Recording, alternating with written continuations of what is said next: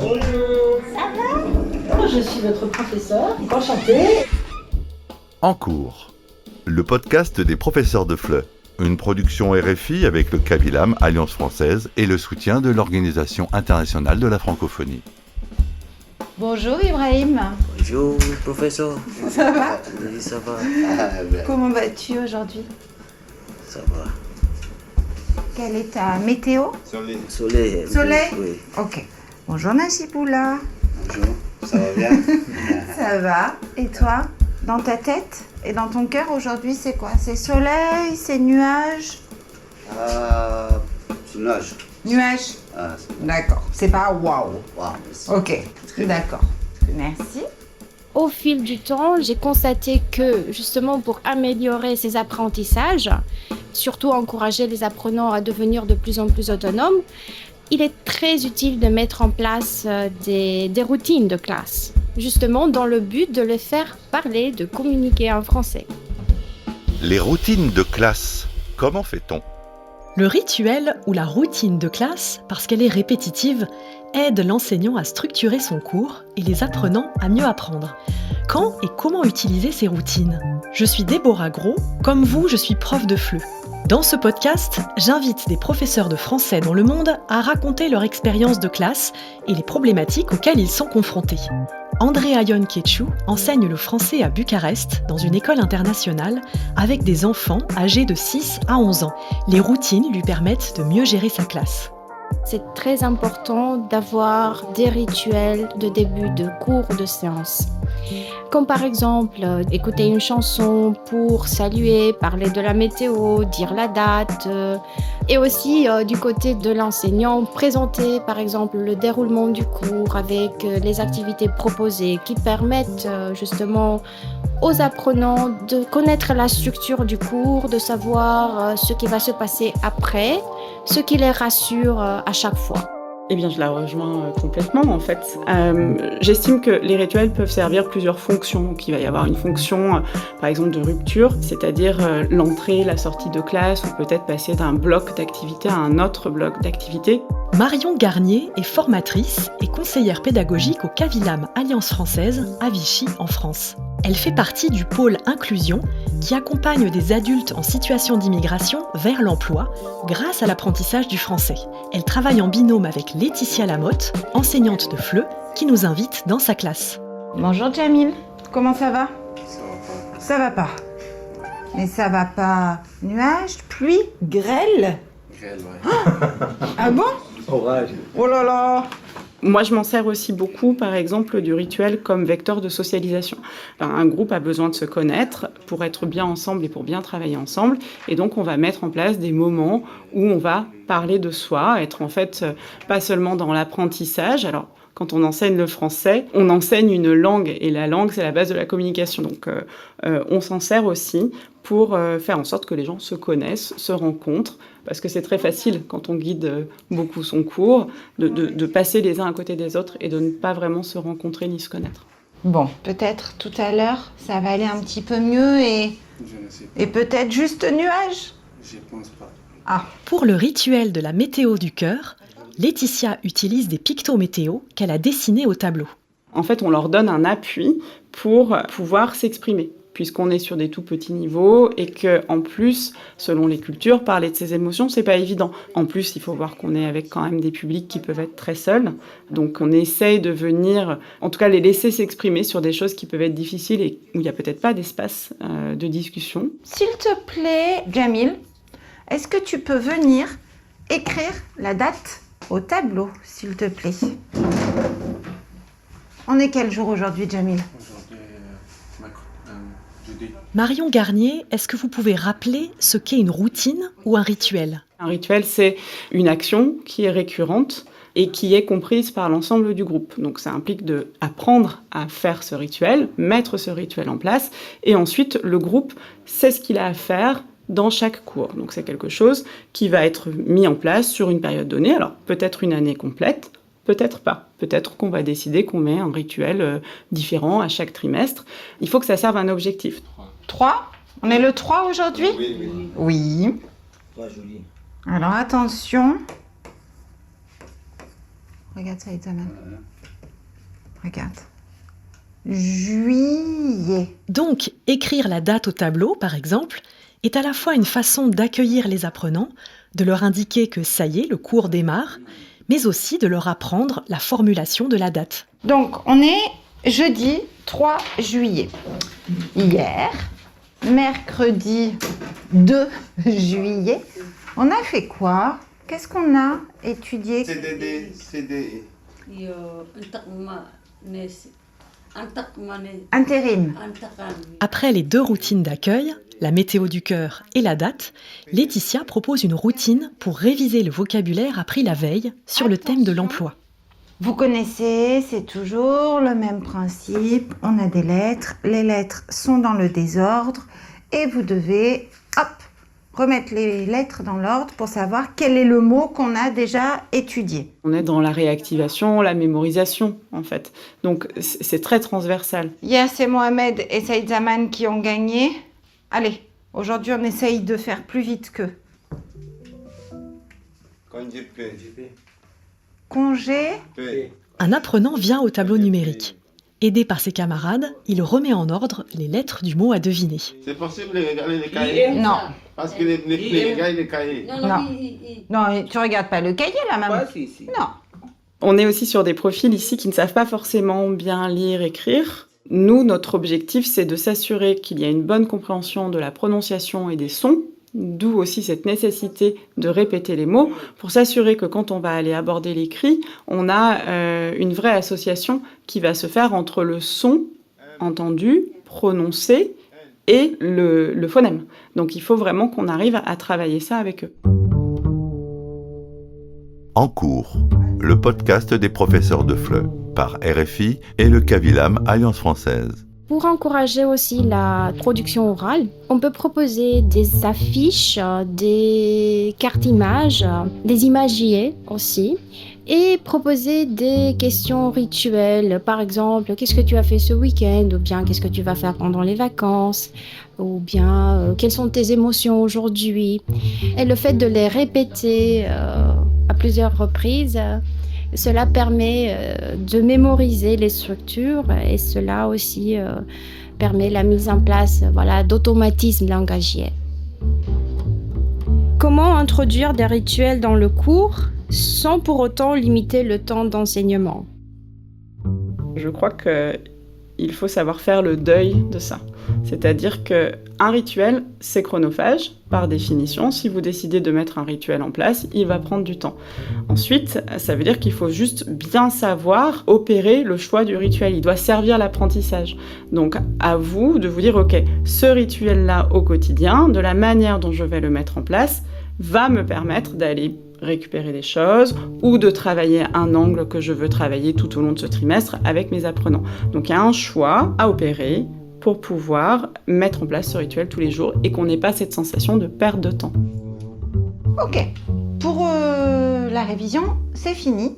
Maintenant, on va passer à notre nouvel objectif d'aujourd'hui. Alors, aujourd'hui, on va travailler sur...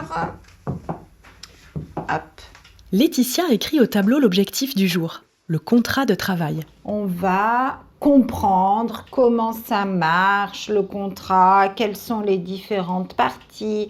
Et vous allez apprendre à lire, à comprendre le contrat de travail. On a vraiment de l'apprendre à apprendre avec comprendre les objectifs, pourquoi j'apprends. C'est là où il faut faire la différence entre est-ce que je suis en train de travailler un objectif qui sert à l'apprentissage classique, peut-être qu'on va exposer les objectifs, puis ensuite on démarre avec une ressource, on va faire une mise en route, on va conceptualiser, etc. Ça, c'est à ne pas confondre avec une routine. Ça, c'est dérouler ses techniques, sa didactique, en fait, pour pouvoir arriver vers un apprentissage. La routine, elle structure, elle est là, quel que soit le type d'apprentissage du jour, quoi qu'on fasse. Donc, elle est attendue et elle est cadrée. Ok, donc c'est important en tant qu'enseignant de faire la différence entre une annonce, les objectifs du cours, ou une activité régulière de compréhension d'un document, et une routine choisie, faite en conscience. c'est une forme de contrat avec les apprenants. Ils savent qu'il y a une routine et c'est un repère dans le temps. Si par exemple, je sais que j'ai ma routine d'accueil, ma routine d'objectifs et puis que j'ai ma routine à la fin de regroupement, d'auto-évaluation par rapport à mes apprentissages du jour et puis de mémorisation, les apprenants savent qu'ils rentrent dans ces bulles de temps et donc ça leur permet vraiment de comprendre où ils en sont dans le cours. Ah, on arrive à la fin du cours. Ça y est, on est arrivé au bout de l'apprentissage, maintenant on a un temps de réflexion. André Ayon Ketchou, quel rituel faites-vous à la fin du cours ? Faire un bilan rapide, c'est très utile, dans le sens où chaque apprenant, il peut dire un mot qu'il a appris, répond à une petite question, dit une petite phrase. On peut aussi donner un petit défi pour la fois prochaine. On peut se rendre compte si l'objectif a été atteint, s'il y a des choses à revoir, à réviser, le cours d'après, à consolider. Les apprenants, eux aussi, ils peuvent se rendre compte de leur progrès, de leurs besoins. Comment intégrer des routines de révision ou bien d'évaluation dans nos cours ? Nous, on s'appuie également sur des outils en fait très très simples, la boîte à mots. Donc cette boîte à mots, elle est là au quotidien, elle est en rituel final. Donc là, on est plus sur la notion de regrouper les acquis du jour, aller réfléchir au nouveau lexique et commencer en fait la mémorisation. Et on y veille franchement parce qu'on travaille avec des publics qui n'ont pas forcément été scolarisés ou qui ont été scolarisés il y a très longtemps, qui ont terminé très jeunes et qui n'ont plus forcément les stratégies d'apprentissage. Génial, très bien. Alors, comment tu te sens avec le contrat de travail maintenant ? La séquence de cours est terminée. Laetitia passe aux routines de fin de séance. Ça va comment ? Un petit peu ? Comme ça. Combien tu penses ? On imagine sur 100%, 60. tu es à combien ? 60. 60-60 ou 50-50 50. Ok. 55 Oui, 50. Ok. Vous inquiétez pas, on va continuer de travailler et de réviser sur ça, il n'y a pas de problème, d'accord ? Petit à petit. Petit à petit, exactement. Bon, aujourd'hui, s'il vous plaît, quels mots nouveaux nous avons appris ? Vous avez appris. Alors, attends, pas tout le monde en même temps. Lorsqu'on prend le temps de récapituler en fin de séance, on va forcément pouvoir évaluer le progrès qu'on a fait par rapport au début de la séance. Et ça, c'est très satisfaisant, c'est très motivant. Et puis, ça permet de voir ce qu'on a compris et ce qu'on n'a pas compris. Et donc, peut-être de venir réguler l'apprentissage en disant « Alors attention, là, non, ce mot-là ne veut pas dire ça » ou « Ah, mais en fait, tu n'as pas compris ce petit dialogue ou ce mot dans le dialogue ou comment faire ceci. » On va le revoir. Donc, c'est de vraies capsules d'apprentissage où on prend du recul, on est sorti vraiment du moment d'apprentissage en lui-même et on est un peu plus libre. Et c'est là, en fait, que ressortent vraiment les acquis ou pas. Salarié. Salarié ou salaire ? Salarié. Salarié, donc la personne, l'employé. Ok. Par contre, là où il faut peut-être bien faire attention, c'est que l'évaluation en elle-même, attention, c'est pas une routine. Ça fait partie de l'apprentissage. Pour nous, ça fait partie simplement de notre système d'évaluation et c'est l'évaluation formative qui se fait tous les vendredis. Mais ça n'est pas un rituel. Vous vous rappelez de ça ? La petite boîte avec les mots ? Oui.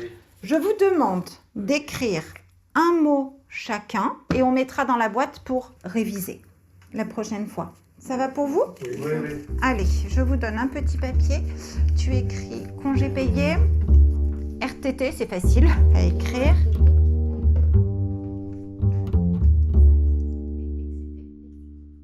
Les rituels doivent être adaptés en fonction des besoins des apprenants et il faut les adapter en permanence. Comment adapter un rituel classique, par exemple parler de la date ou de la météo, pour le rendre plus interactif ? Moi, je pense qu'à un moment, il y a toujours cet effet-là où peut-être qu'à un moment, les apprenants vont commencer à en avoir marre de cette routine. Mais ça veut dire qu'elle ne sert plus l'apprentissage, en fait. Donc, il faut la faire évoluer. Si un prof choisit de faire la date, la météo, c'est sûr que quand c'est acquis, à un moment, il ne faut plus que ça fasse l'objet d'une routine très forte. On change la routine d'accueil. Donc à un moment, il faut accepter que les apprenants vont vraiment être dans cet apprentissage. Donc pour eux, ce sera quand même important d'apprendre à dire la date. Donc c'est un effort cognitif, donc on y travaille. Et puis quand c'est acquis, on commence à autonomiser. C'est-à-dire que les apprenants savent que quand ils arrivent, ils écrivent la date au tableau. Et finalement, quand tout le groupe sera installé, ça va prendre 10 secondes de dire « Ok, c'est quoi la date aujourd'hui ? Ok, comment est la météo ?» Parce qu'en fait, justement, ils auront gagné cette autonomie. Et là, on a tout gagné. Et ça veut dire que ça y est, c'est acquis, ça va vite. Et puis bientôt, on va peut-être pouvoir changer de rituel. J'ai envie d'essayer un nouvel exercice avec vous pour la mémoire. Ok ? D'accord. Et maintenant, tous les jours, on fera ça les 3 dernières minutes de la classe. Je vous explique. Vous avez les mots ? Chacun a son mot dans la tête ? Je vais dire un mot. Saïd Zaman, tu vas répéter mon mot et ajouter un nouveau mot. Je sais ce que je fais, je sais ce que j'ai à faire, et donc je n'ai pas besoin que le prof soit sans arrêt en train de me donner une instruction. Donc c'est quelque part une prise de pouvoir sur le cours, une prise de pouvoir dans le cours, et c'est certainement très satisfaisant en tant qu'apprenant. Et c'est là qu'on devient aussi fier de soi. On l'a vu, quel que soit l'âge ou le profil des apprenants, les routines aident à mieux apprendre.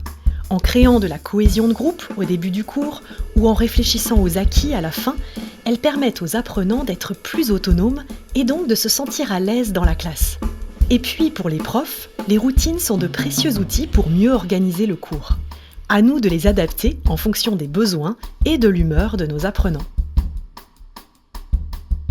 C'était En cours, une production RFI avec le CAVILAM, Alliance française, et le soutien de l'Organisation internationale de la francophonie.